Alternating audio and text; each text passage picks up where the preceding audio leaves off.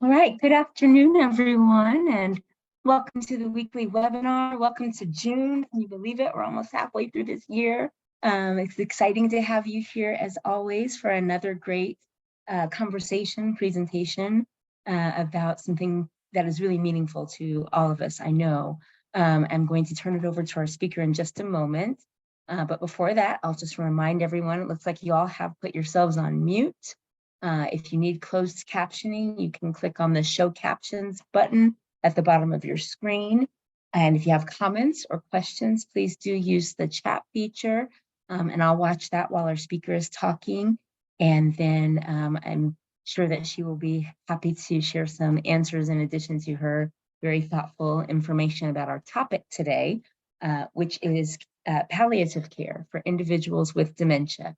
And I know that that is a topic that is timely and meaningful and sometimes a bit scary, I think it's okay to say, for some of us. And so I'm so grateful that Dr. Haley is available to talk to us today about that topic. So with that said, I will turn it over to her. Thank you so much for being here, Dr. Haley. It's all yours. Thank you. So I just have to pull up my, okay. Now, I need to share screen? You should have privileges to share screen.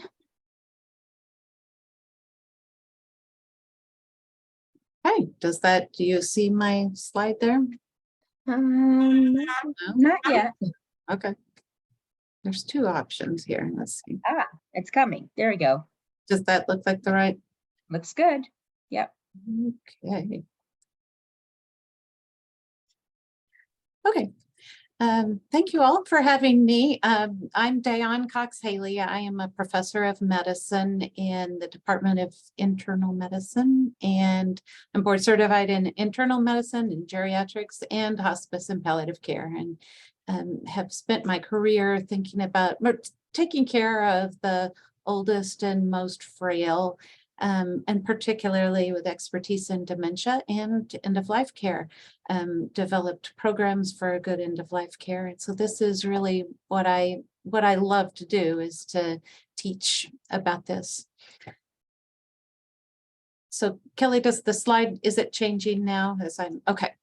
So as I talk about dementia, I am a lumper and not a splitter. There's lots of different types of dementia. And of course, Alzheimer's being a far and away the most common. But I think that there are so many similarities, in fact, probably more similarities than dissimilarities in all of the different types of dementia. So that's why I use the term dementia. But some of these things that are similar are that it's so common, and especially the older one gets, the more likely they are to have dementia.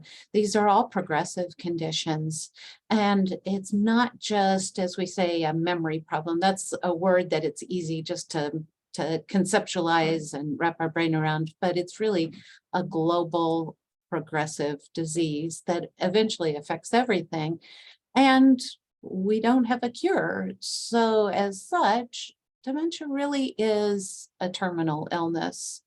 And in fact, it's estimated probably the 6th leading cause of death.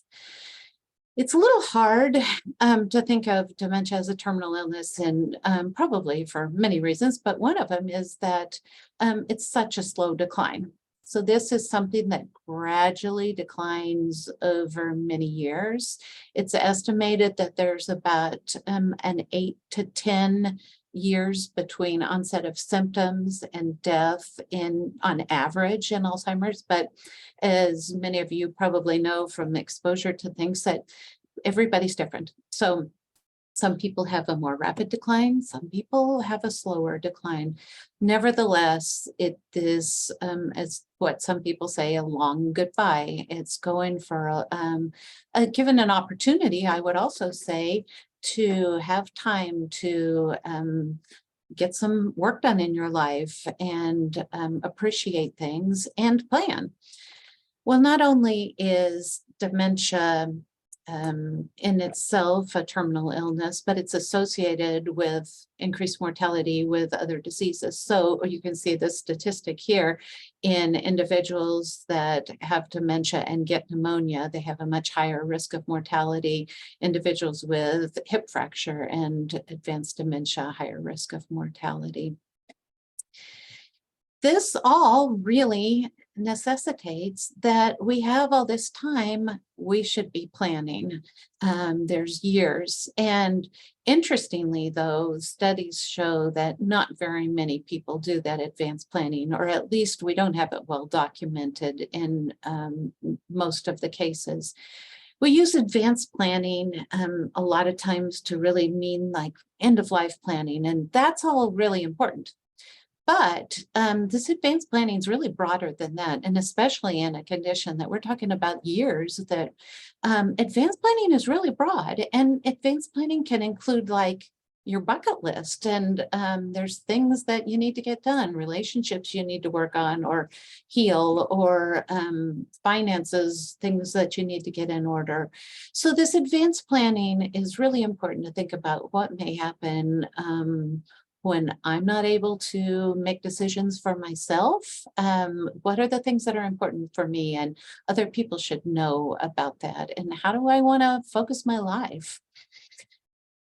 So you've probably heard about the 7 stages of dementia, and this is one instrument to measure the 7 stages of dementia. You can see this one is called the functional assessment scale. And this is because function really is a close marker of how the progression of the disease. So as you look at this, it's really the reverse order of the things that children develop. So babies start by holding up their head and smiling and sitting up and speaking and standing, and then being able to manage all their ADLs. And the reverse tends to happen with a progressive dementia. So stages 6 and 7 are the more advanced stages of dementia.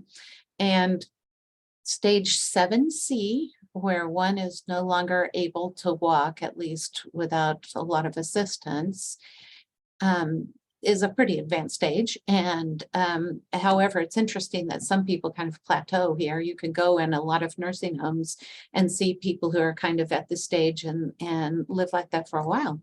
But if you're at 7C and then have some other marker of decline, so that's usually repeated hospitalizations or frequent infections or aspiration pneumonia, or malnutrition, difficulty swallowing, things, or pressure ulcers. If you have that 7C plus one of those other markers of decline, that's when we say people are appropriate for hospice. That is the very end of life. And in general, in hospice, we talk about 6-month life expectancy, but it's harder in end-stage dementia to know exactly what that 6 months is. So, but that's what we use as our surrogate marker now. Traditionally, what we do in medicine is we learn to do certain things, and we just do the same things, and we just take care of people the same way, and we order the tests and start people on meds and re-hospitalize and do things. And then when it comes to a certain point, we go, oh, there's really nothing else we can do. They're really coming to the end of their life. It's time for hospice. And some people say we throw them over the wall and throw them over to hospice. Let me tell you a moment about hospice. I know many people have some familiarity, but as you may know, that it's a program for those that are near the end of life. And emphasis is keeping people at home and not only caring for the patient, but also the family member and preparing them for the end of life. And this great emphasis on pain management and other symptom management and that quality of life, psychosocial things. And the model for hospice has always been this Medicare hospice benefit.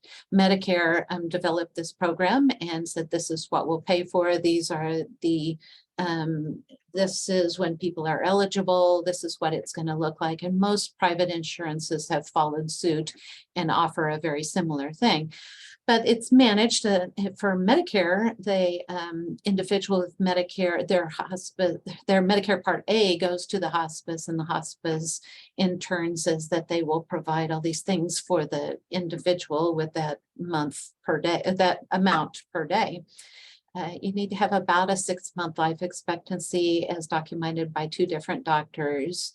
Agree that you're not going to be rehospitalized, and then things like medications that are comfort oriented are paid for.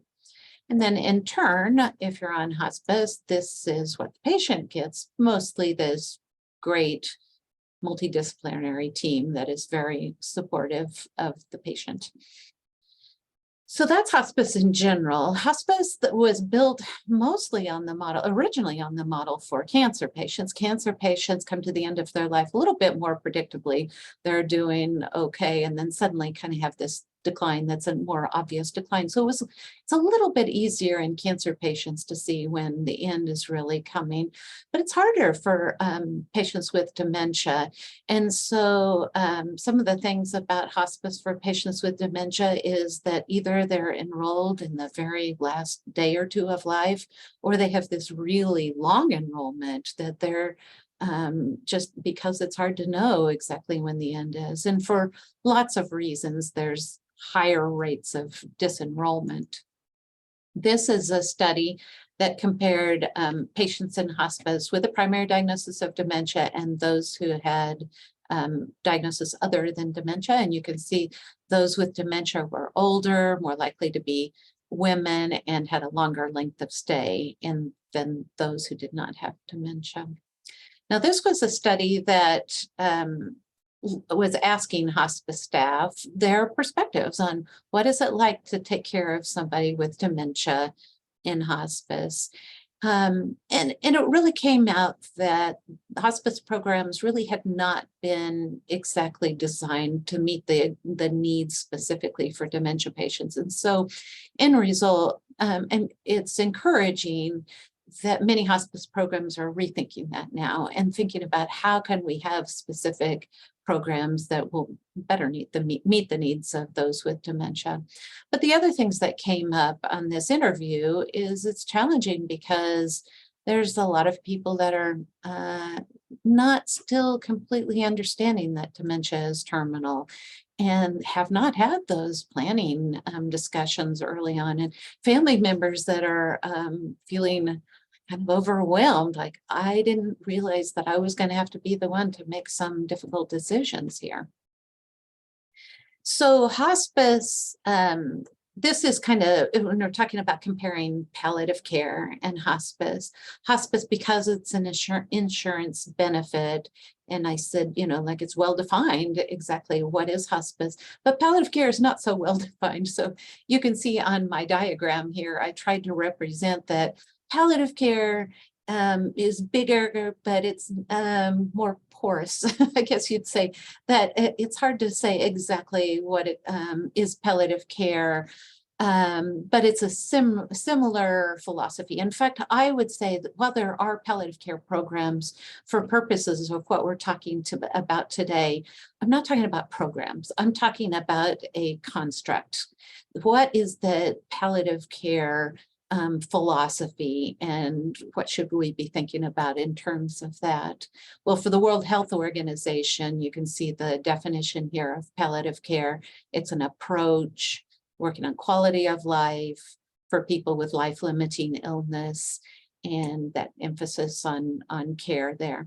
Well, the good thing is we actually have some data that shows that palliative care does improve quality of life. Here's some good studies as well. So because it's something that's going on gradually for years, and it's a little bit different than, say, somebody who's coming to the end of their life with cancer or some of the other conditions, what's been proposed is that we have a model more like this, that's more of a continuum of care. And that is that gradually over time, we think about more palliative care. So again, I'm not talking about a special palliative care program. I'm talking about just philosophically, like, let's think more about quality of life, and maybe all those things that we just have done automatically for years, we should think twice about. Tight control of diabetes improves outcomes 15 years down the road. But if we're talking about somebody doesn't have 15 more years, maybe we don't have to control their diabetes so tightly, or maybe we can stop their cholesterol medicine, or maybe all the tests that we automatically order, we can think twice about, do we really need those? Maybe we can try and manage things without going to the hospital emergency room automatically all the time, and just gradually thinking more and more palliative about things. And then you can see in this model, there is a time when things do tend to ramp up, and then that is appropriate to make a referral to hospice at a time like that. The challenge, of course, is that, like I say, if there's not one single point in time that's marking that, oh, this is the transition between usual care and really end-of-life care, it's a very individualized process. And I love that. I think it's really wonderful to look at each person individually. And one of the ways that we think about that is every single decision we make, every single medication or test or anything we think about, is this going to help this patient in their remaining life, or, you know, something that's important to them? And if we do think, yeah, this might help the patient, then you also have to counter and say, what are the burdens?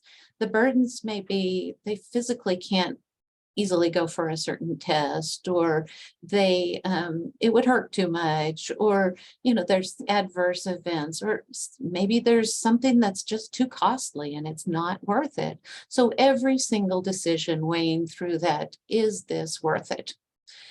That quality of life is hard. I'm sure everybody goes, yeah, quality of life, yeah, that's great, that's important. But how do you measure it? It's kind of hard. You can see this is a statement from the American Geriatric Society Ethics Committee from a few years ago, at least recognizing that there's lots of different domains, and maybe breaking it up into these domains helps us think more about those things that might be important in quality of life. This is an interesting study that did ratings about individuals' quality of life, comparing individuals with dementia and then their caregivers. And you can see the certain domains that I have in yellow here are the ones that there was a difference: energy, memory, ability to do things for fun and chores. The good news about this, this study was that the individual with dementia always rated their quality of life higher than their caregivers did. So I'm going to say that again, because I think that's something to hold on to. I think we can feel good about that. The individual with dementia always rated their quality of life higher than the caregivers did. So a lot of times we struggle with things, but maybe it's not quite as burdensome for the individual with dementia. There are tools that we can measure quality of life. These are some of the validated tools that we can look at: depression and dementia, or pain assessment, or this last one is for agitation and behaviors. This in particular I was going to show you is a scale to try and, it's been validated, and see if an individual with dementia has depression. So this is asking caregivers to make assessments about behaviors and so forth. And as I said, validated to document if it looks like there is depression. Mostly going to focus on, for end-of-life symptoms, pain and agitation. These are the two that I think this is something we can potentially do something about. This is something we can treat. We did a study a few years ago asking caregivers of somebody who had recently died with dementia, what were the symptoms that they experienced the most in the last few weeks of life. And you can see there's lots of things listed here. Pain was 17% of the time. I think one of the messages about this are there's things that we can still work on. There are symptoms, but a lot of these we would consider are treatable and we can manage try to manage those. Well, let's talk about pain particularly.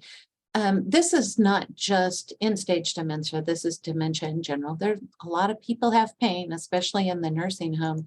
Unfortunately, it's undertreated. The first study was going into the nursing home and asking people coming back months later, and 41% still had pain. And the second one is after hip surgery, individuals with dementia were less likely to get pain medication. So it's concerning. There's pain and it's undertreated. Of course, it's hard to know for sure because communication is impaired with the dementia. And so one thing that's really concerning is if somebody has an inconsistent report. So somebody comes to the individual with dementia and says, "Are you having pain?" "Yes, I'm having pain." And they talk to somebody else later, said, "Oh, well, she never told me about the pain." It's easier just to discount it and say, well, that's their, if they're inconsistent, they must not have pain, which we shouldn't do that, but it happens a lot. Let me say that brain areas affected by the dementia are not all completely the same as the pain pathways in the brain. And so there are two kind of opposing camps. The people that say, probably still able to feel pain the same with dementia, but just not able maybe to interpret it. You're having pain, but how do you interpret that? How do you express it? Communication difficulties. But so that is one side that, of course, we would want to think that, yeah, there's still maybe pain there, but people can't express it. But the second study was another one that was sort of encouraging. This is the Benedetti story, that study that showed that those with dementia actually did have a higher tolerance for pain. And the more advanced your dementia was, the more pain tolerance you have. So that does give me a little bit of encouragement that if people are not complaining as much, maybe they're not as experiencing quite as much. That doesn't mean we should discount it. It's hard to assess that pain, and if an individual has mild to moderate cognitive impairment, we should just ask them. Now, it may not be 100% accurate, but in general, it's pretty reliable. If even moderate dementia, if somebody should be able to report they're having pain, especially at the moment. So we should be asking them. It's harder if you have more advanced dementia or you're nonverbal. And so we think about things like nonverbal pain behaviors. In medicine, we think we need to be doing a good physical exam. If somebody has a big bed sore, yeah, that probably hurts. We should be treating them for pain. But also, like with babies, thinking about the basic comfort needs. Oh, maybe they're hungry, maybe they're overstimulated, and thinking about all the things that might be going on to cause them to have pain. And maybe we should just give them something regularly for pain. It's been said that we all have our own unique pain signature, that we all respond differently to pain. So some people scream, some people cry, some people get really withdrawn. So it's best in the people with advanced dementia to think about asking people that know them well, and how does this person normally act, and seeing if you're seeing any of those behaviors. This is a list of some of the behaviors. You can see lots and lots listed here that may be a little unusual. Maybe they're noisy breathing. You should think, maybe that's how they're expressing pain. So treating the pain is not much different than we treat pain in people who don't have dementia. In all of our older adults, we treat pain cautiously. Of course, we don't want to over medicate people. In geriatrics, we say we start low and go slow with the medications, but we also really want to focus on the non-medication things. Are there rubs or ice packs or repositioning or things that we can do without over medicating people? But we also don't want to not give people pain medicines if that's what they actually need. Then that frequent reassessment, looking at, are they feeling better? What do we need to continue doing or not doing to help them feel better? Okay, so that's pain. And then the last one here I'll talk about is the agitation. So agitation is a really hard thing for dementia because clearly there's some internal distress, and it's hard for those that are not experiencing to know why is somebody acting like this. And it could be a multitude of things, right? As I said before, you think almost like you do with a child, you know, if they're crying, maybe they just need reassurance, and maybe they need somebody to hold their hand. Maybe they're cold, maybe they're hungry, things like that. So really thinking broadly about that agitation.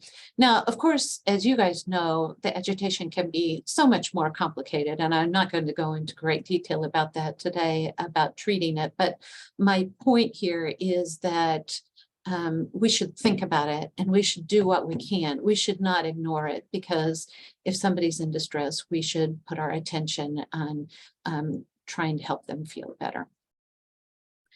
So that's kind of just in a nutshell, the end of life care, with the emphasis talking to you guys about pain and agitation. This is another study that I was involved in a few years ago, similar to the one that I mentioned earlier, about some of the barriers being recognition that this is a terminal disease, and that people, we don't communicate very well about this, and we need to have good programs that are that are dementia specific, like hospice programs that are dementia specific. And then that discomfort with managing the agitation, or the BPSD, as we say here. This is one more study that I was going to show you about, that end of life care for people with dementia in different settings. Those that are enrolled in hospice are more likely to die at home, or at least stay at home longer. Those that do die at home have fewer symptoms and less discomfort. So of course, I'm making all this sound simple, but it's hard. But there is a lot that we can do to help people in their end of life with dementia. And our response, kind of in summary, is that even though we can't cure the disease, there's a lot we can do to help people's lives. We can plan early, we can work on that quality of life, and particularly symptom management, and thinking about settings and the best programs for them at the end of life. That's all I have there. Dr. Haley, thank you so much for demystifying a topic that I think a lot of people would probably rather avoid until they absolutely have to. And I think you're just so right on target about planning and quality of life, making such a huge difference. So thank you so much for sharing with us today. We have a few minutes, and I invite anyone who wants to ask a question or make a comment. You can use the chat, and I can read your question out loud, or you're welcome to unmute yourself at this point and ask your question. So feel free to do that. And I will join in everyone saying thank you so much, Dr. Haley, for being here this afternoon. And for all the work you're doing at KU to support our older adults, and age I think most of us want to get to in the best way we possibly can. So it's so nice to know about the great resources that are available here. I had a question. Oh, thank you. Go for it. I'm sorry, my keyboard isn't working because I dropped my laptop. I'm wondering if hospice comes in and helps a person stay at home if you live by yourself and have no family around. That's an excellent question. Yes, they do, but it's probably impossible to stay until the very end at home. But I feel like hospice at least keeps people at home longer. But many people that don't have family, through hospice, we find ways to patch in more help, at least for, like I say, to give people more time at home. The truth is, many of these people may end up in a nursing home or something at the very, very end. But if we can prolong the time that they do have at home, that's a great thing. Excellent. Dr. Haley had a question about whether you'd be willing to share your slides. Oh, sure. And if so, you can, if you email them to me, I can make a PDF, and then folks who are on the webinar, if you're interested in having a copy, I'll be happy to email them to you. I think that's probably the easiest way to do that, so we don't spam anyone or overload Dr. Haley. If you'll send them to me, I'll make sure anybody who wants to have them. You can email myalliance@kumc.edu, the same address that your weekly My Alliance message comes from. You can email me there. And Dr. Haley, if you don't mind stopping sharing your screen, I'll put our exit slide up, and that address will be on there as well. And folks can have it. All right, we've got some more thank yous in the chat, it looks like, and all of our appreciation. So give me just a moment. I'll put the exit slide up so you can see how to contact us. And I will share that next week's speaker is Dr. Jeff Burns. I know a lot of you recognize that name. And so you will have a chance to literally say, "What's up, Doc?" when we welcome Dr. Jeff Burns to the webinar next Thursday. And he will share his deep insight and knowledge. I know we are in for a treat, just as we were today. You'll get the My Alliance newsletter Monday morning at 7 o'clock, and a reminder on Thursday at 10 o'clock. If you have questions between then, including getting those slides, feel free to send an email. And I think we'll wrap up for today. And we did record this, I forgot to say earlier. So it's for perpetuity, Dr. Haley and everyone, and will be available on our website, on our YouTube channel shortly. So if you want to go back and see anything else that Dr. Haley mentioned, or if you know someone who would benefit from this information, and everyone can, look for it online in just a little bit. So with that, thanks for being here, everyone, and enjoy the rest of your afternoon. Bye-bye.